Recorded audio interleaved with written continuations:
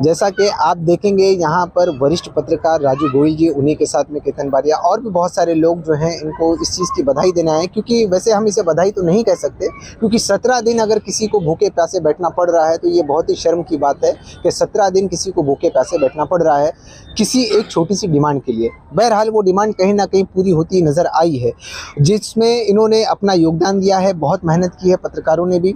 जैसे हम कह सकते हैं कि आज भी जो संविधान का चौथा स्तंभ है वो कहीं ना कहीं मजबूती से खड़ा है, जो आईना दिखा रहा है कि हमें क्या करना है और क्या नहीं करना है। आइए हम राजू गोयल से जानते हैं कि ये जो 17 दिन गुजरे, आप काफ़ी वक्त से इस चीज़ के अंदर में छानबीन कर रहे हैं, फॉलोअप कर रहे हैं, कमिश्नर से लेके पुलिस हर एक जगह पे आपका उठना बैठना चालू है, क्या रिजल्ट मिल रहा था आपको? क्या लग रहा था कि ये 17 दिन या और भी ऐसे दिन गुजरेंगे? एक लड़की 17 दिन से अनशन पे बैठे बिना खाए पिए, उसके 2 बच्चे साथ में यहाँ मौजूद, पति दौड़ रहा है बाइक लेके, समाज सेवक लोग दौड़ रहे हैं, चैतन्य फाउंडेशन की हमारी स्वप्नाली म्हात्रे, हमारी बहन सरोज सिंह, इन सब लोगों ने, और जो बहनें सब बैठी हैं पीछे, सब लोगों ने रात दिन एक करके जो इनको सपोर्ट किया, ये इन सपोर्ट की जीत कहूँगा मैं इसमें। और ये छोटी खुशी या छोटी सी खुशी नहीं कहिए, क्या होता है जब मामला न्यायालय में चलता है तो पहली बात है कि जो ये एफआईआर हुई है, इनके 3 मैटर चल रहे हैं, एक वेजेस का चल रहा है लोकायुक्त में, एक फिर एक अलग से केस चल रहा है, तो ये चीज़ वजह से थोड़ी सी अड़चनें थी टेक्निकल। और सबसे बड़ी बात ये है कि इसमें फरियादी ये थे ही नहीं, फरियादी इसमें महानगर पालिका थी, हमारे तत्कालीन उपायुक्त श्री रवि पवार उसमें थे, और वो लोग खेल रहे थे 8-9 महीने से, देना नहीं, ये नहीं देना, क्योंकि अगर शाइन मेंटेनेंस, करण मेंटेनेंस और अल्फा.com की पेपर और भ्रष्टाचार के दस्तावेज पुलिस को मिल जाते तो उनमें कुछ अधिकारी लिप्त हैं इसमें। जो 2020 से जो है इनका टेंडर चल रहा है, वो टेंडर की वजह से सारे भ्रष्टाचार धीरे धीरे बाहर आते, न्यायालय में भी मामला लंबित चल रहा है, तो इस डर के मारे अधिकारियों ने इनको नहीं दिया। इसमें कुछ हमारे मीडिया के जुड़े हमारे भाई लोगों को शाइन मेंटेनेंस ने मिसगाइड भी करने की कोशिश की। मैं उन सभी का शुक्रिया अदा करूंगा जिन्होंने हमारे इस मामले को, पब्लिसिटी नेगेटिव हो पॉजिटिव हो, पब्लिसिटी होती है, इस अनशन की नेगेटिव पब्लिसिटी करके इस अनशन को और बढ़ावा दिया। और हमारे शहर की हमारी बहन गीता जैन बार बार महिला सशक्तिकरण और इस तरह की बातें करती, उन्होंने एक बार भी इस बहन को आकर नहीं देखा। इस बात का मुझे अफसोस रहेगा।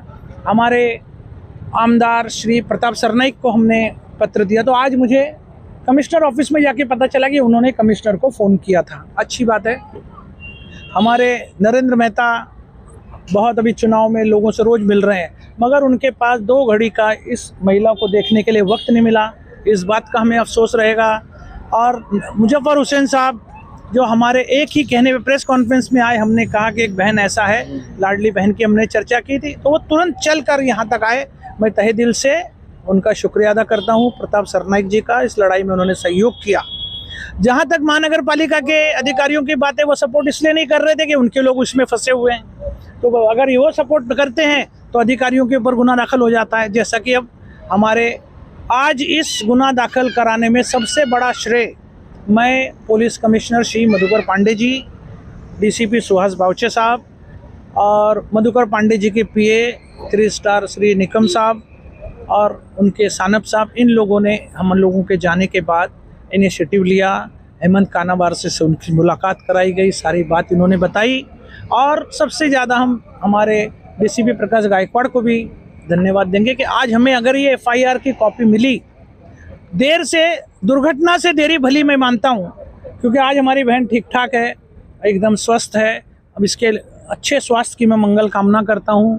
और ये लड़ाई ख़त्म नहीं हुई है, ये लड़ाई अब शुरू हुई है। अगर हेमंत इसको सिलसिलेवार लड़ेगा तो जीत निश्चित होगी, क्योंकि ये 120 उन सफाई मजदूरों की लड़ाई लड़ रहा है जिनको तनख्वाह नहीं दी गई।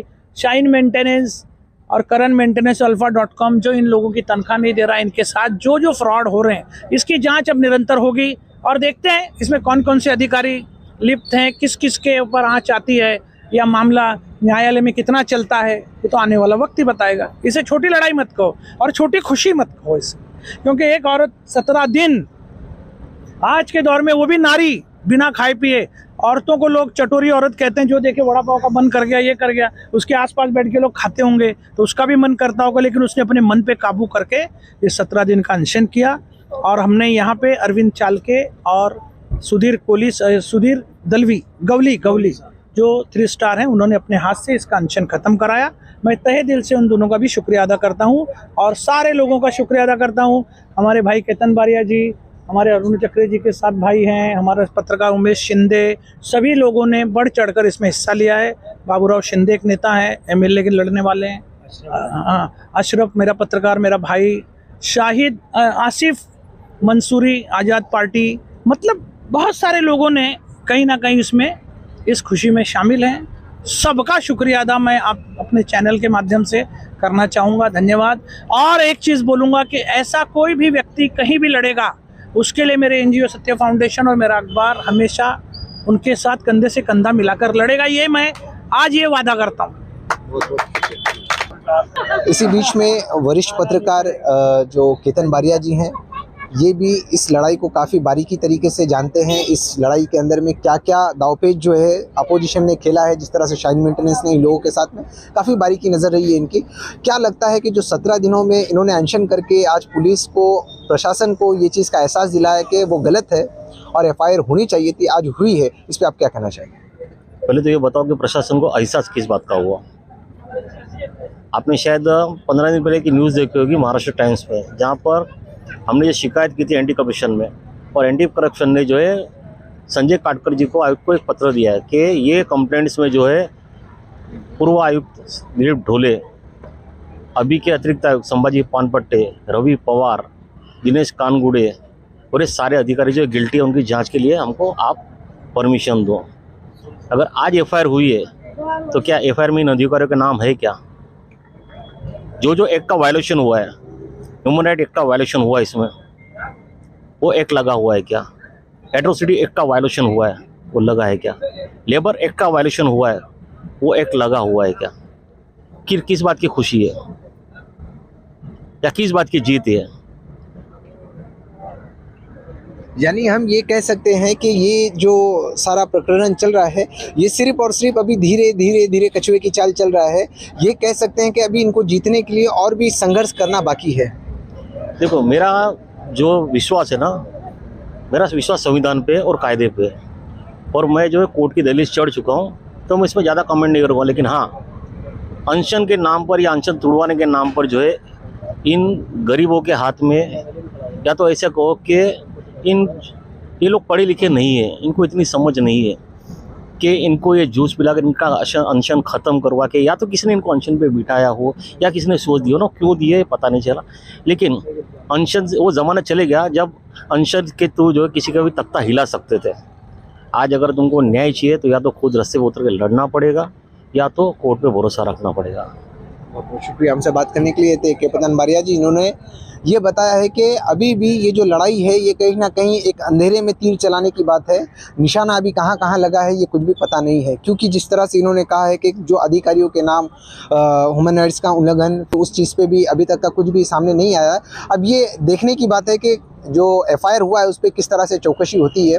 आप लोगों की राय, जो दिग्गज पत्रकार लोग हैं उन पे क्या है? जो अनशन आज खत्म हुआ है कहीं ना कहीं ये कब होना चाहिए था, उस पर क्या है, कमेंट करके ज़रूर बताएं। वीडियो अच्छा लगा तो इसे दूर तक पहुँचाएं। मैं इब्राहिम, जय हिंद, जय महाराष्ट्र।